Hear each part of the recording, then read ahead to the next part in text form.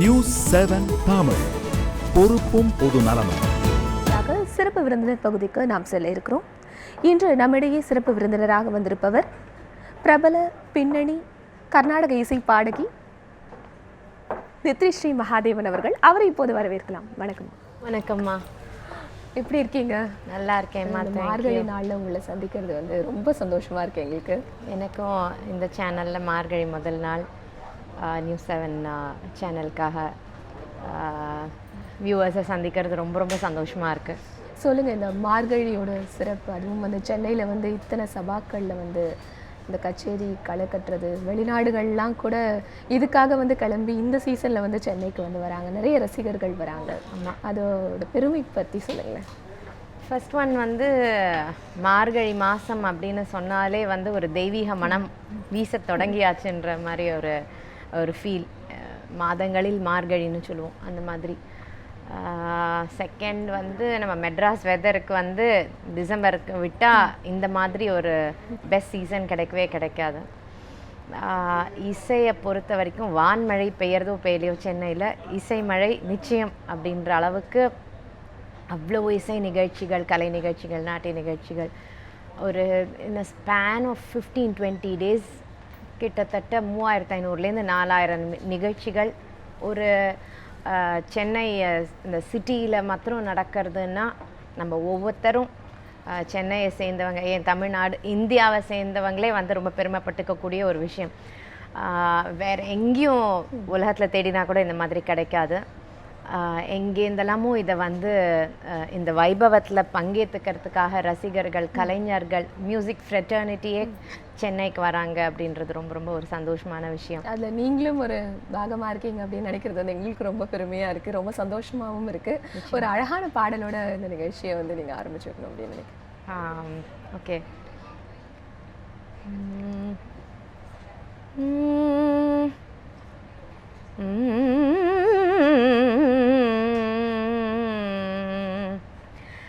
महागणपतिं मनसा स्मरामि, महागणपतिं मनसा स्मरामि, महागणपतिं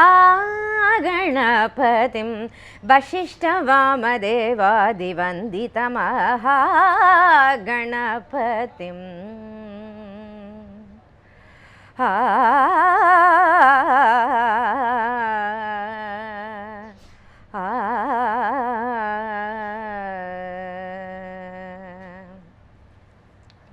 கேட்கவே ரொம்ப ரம்யமாக இருக்குது நீங்கள் பாடுறதை கேட்குறதுக்கு. தேங்க்யூம்மா. சின்ன வயசுலேருந்தே நீங்கள் ஒரு பெரிய மியூசிக் ஃபேமிலியிலேருந்து வரீங்க. சின்ன வயசுலேருந்தே இந்த மியூசிக் ஃபீல்டில் நீங்கள் வந்துட்டீங்க, இந்த கர்நாடிக் மியூசிக் கற்றுக்கிட்டு. முதல்ல சினிமாவுக்கு பாடணும் அப்படின்னு உங்களுக்கு கூப்பிட்டப்ப என்ன தோணுச்சு உங்களுக்கு? You're right. ஒரு கர்நாடக சங்கீதத்தில் சோக்டு ஃபேமிலி அப்படின்னு சொல்லலாம். அப்படியே என்னோட அம்மா சைடு பாலக்காடு மணி ஐயர்னு மிருதங்க மேதை. அம்மாவோட அப்பா அந்த தாத்தா, அப்பாவோட அம்மா கான சரஸ்வதி ஸ்ரீமதி DK பட்டமால்னு பயங்கர கர்நாடக சங்கீதத்தில் திளைத்த ஒரு குடும்பம். நானும் 87லேருந்து கர்நாடக சங்கீதம் கச்சேரிகள் பண்ணிட்டு இருந்தேன். ஓரளவுக்கு நித்யஸ்ரீ அப்படின்னா ஒரு நல்ல பாடகின்ற அளவுக்கு ஒரு நேம் இருக்குது. எடுத்திருந்த சமயம்தான் ரெஹ்மான் சார் ஜீன்ஸ்ன்ற படத்தில் நான் பாடணும்னு சொன்னார். எனக்கு அதெல்லாம் தெரியாது. ஃபோன் வந்தது இந்த மாதிரி ஸ்டூடியோவுக்கு வரணும்னுட்டு, எதுக்காகனே ஒரு ஐடியாவே இல்லை. பட் சரி, இவ்வளோ பெரிய ஒரு அப்பவே அவருக்கு மிகப்பெரிய ஒரு ஃபாலோயிங் இருந்த சமயம் என்ன நிச்சயமாக ஒரு ட்ரை பண்ணலாம் அப்படின்னு சொல்லிட்டு தான் நான் போனேன். கொஞ்சம் பயம் இருந்தது, சரியாக பாடுவேனோ மாட்டேனோன்னு. So that was the feeling.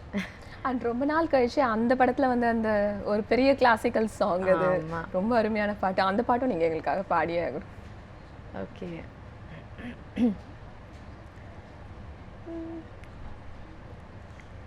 பாபம பனி பம பனி பம கமப சகசனி பனி பம கம கசகம பாபம பனி பம பனி பம கமப சகசனி பனி பம கம கசகம தாக்கிட தாக்கிட தக்கதிம் தாக்கிட தாக்கிட தக்கதிம் தாக்கிட தாக்கிட தக்கதிம் தக்கஜம் தாக்கிட தாக்கிட தக்கதிம் தாக்கிட தாக்கிட தக்கதிம் தாக்கிட தாக்கிட தக்கதிம் தக்கஜம்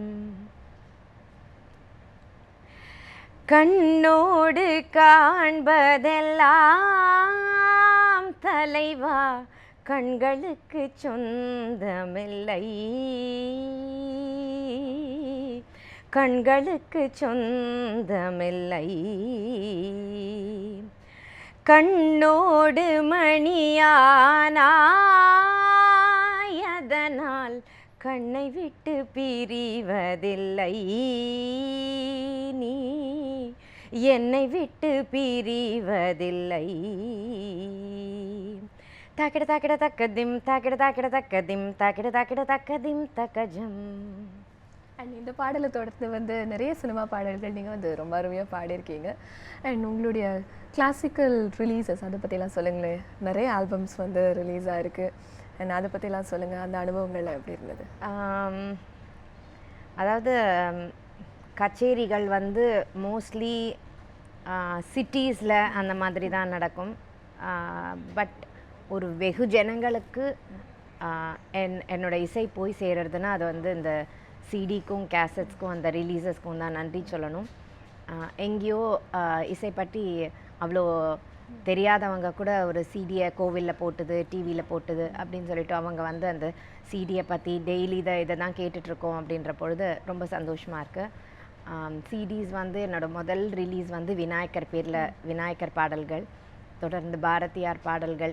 இதுதான் வந்து எனக்கு ஃபஸ்ட்டு நான் வெளியிட்ட சிடிஸ். அதற்கு பிறகு பல டைட்டில்ஸில் முருகன் பேரில், அம்மான் பேரில், அதுக்கப்புறம் வெங்கடாச்சலபதி, சிவன், இப்படி கம்போசர்ஸ் ஓரியன்ட், பாபநாசம் சிவன், அந்த மாதிரி வேரியஸ் தீம்ஸில் ஒரு ஆல்பம் வந்து நாதஸ்வரம் அண்ட் தவிலோட மதுர சங்கமம், அது ஒரு மிகப்பெரிய வரவேற்பு இருந்தது. ப்ளஸ் பாரதிதாசன் பாடல்கள் பாடியிருக்கேன்.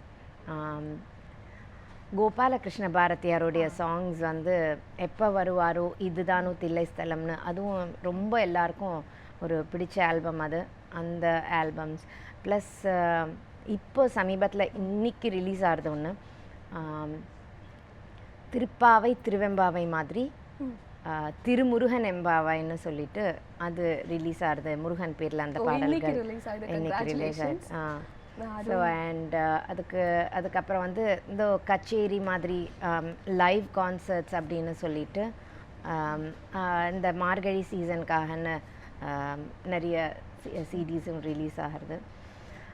இது வந்து ஒரு நல்ல விஷயம். ஏன்னா வந்து இசை வந்து எல்லா நேரத்துலையும் யார் வேணால் கேட்கலாம். உலகளாவிய ஒரு வரவேற்பு இசைக்கு இருக்குன்றதுக்கு ஒரு சான்றுன்னு சொல்லுவேன் நான். அண்ட் இன்னைக்கு ரிலீஸ் ஆகிற அந்த ஆல்பம்லேருந்து ஏதாவது சில வரிகள் எங்களுக்காக பாடுங்க. ஆக்சுவலாக வந்து அந்த வேர்ட்ஸ் என் கையில் இல்லை, இருந்தால் நான் நிச்சயமாக பாடுவேன்னா.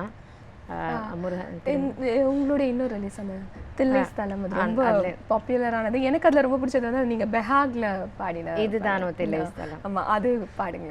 நிச்சயமாக பாடுறேன்.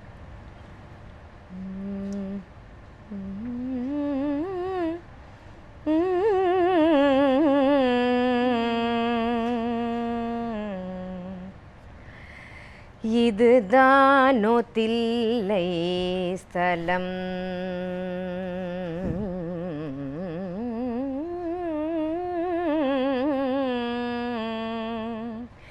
இதுதானோ தில்லை ஸ்தலம், இத்தனை நாளும் அறியேன், இதுதானோ தில்லை ஸ்தலம், இத்தனை நாளும் அறியேன், இதுதானோ தில்லை ஸ்தலம், இத்தனை நாளும் அறியேன், இது தானோ தில்லை ஸ்தலம். அருமையாக இருந்தது கேட்கவே. And you are known for your pronunciation இந்த இண்டஸ்ட்ரி. கண்டிப்பாக அது உங்களுக்கு பாராட்டு தெரிவிச்சே ஆகணும். ஏன்னா வந்து எல்லாரும் குறிப்பிட்டு சொல்லும்போது நித்யஸ்ரீ அம்மா பாடும்போது வந்து ரொம்ப குறிப்பாக வந்து தமிழ் எழுத்துக்களையும் அந்த வார்த்தைகளையும் அவ்வளவு தெளிவாக உச்சரிப்பாங்க அப்படின்னு சொல்லி வந்து நாங்கள் நிறைய பேர் சொல்ல கேட்டிருக்கோம். ஆனால் அதுக்கும் உங்களுக்கு வாழ்த்துக்கள் சொல்லியே ஆகணும். நிச்சயமாக அது வந்து எங்கள் பாட்டிக்கு தான் நான் வந்து என்னோட நன்றியை சொல்லணும். அந்த ஒரு பாணியில் அவங்களுடைய ஸ்கூலில் வர ஒரு பாடகின்றதுனால தான் அவங்களுடைய அந்த உச்சரிப்பு தெளிவு, அந்த ஸ்பஷ்டமாக அவங்க சொல்கிறதுலேருந்து கொஞ்சம் கற்றுட்ருக்கேன், அவ்வளோதான். கண்டிப்பாக உங்கள் பாட்டி கான சரஸ்வதி டிகே பட்டம்மாளம்மா பற்றி இன்னும் நிறைய பேசலாம். இப்போ வெளிச்சம் நிகழ்ச்சியின் சிறப்பு விருந்தினர் பகுதியில் ஒரு சிறிய விளம்பர இடைவேளை, தொடர்ந்து பேசலாம்.